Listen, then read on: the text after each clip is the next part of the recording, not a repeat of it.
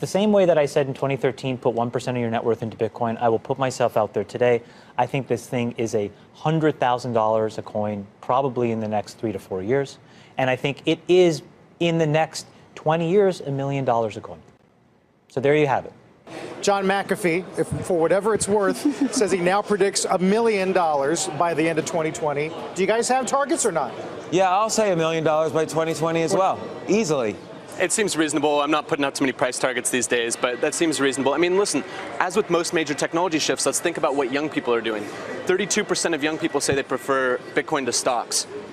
42% of millennial males say they plan to purchase Bitcoin in the next 5 years. We're barely in the first inning right now. And let's just say there's 15 million millionaires around the world.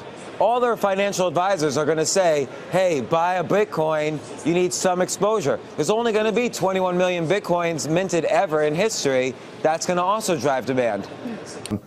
People are calling Bitcoin a bubble that's bursting. Keep in mind that 2 months ago, Bitcoin is at $2,900. And people were saying it's never going to hit 3. Well, it hit 4 and it hit 5. If you look at the long-term trend of Bitcoin, it has been consistently up. I mean, who cares that it dropped $1,000 from $5,000 after it went from the $2,900 to $5,000 in 2 months? It's still ahead from what it was 2 months ago. But Bitcoin and things like it is the equivalent of the red pill, okay?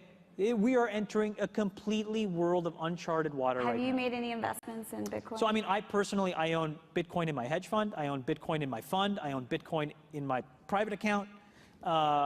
It is a huge deal. It's a huge, huge, huge deal.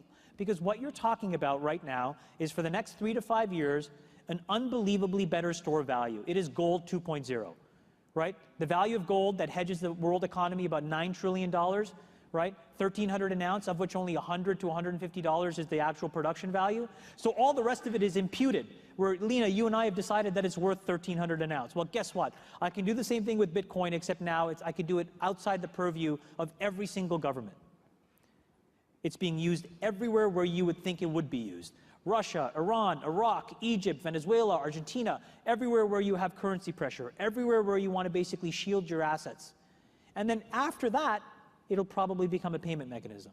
So in all of these 3 industries, you're talking about trillions of dollars up for grabs. Up for grabs.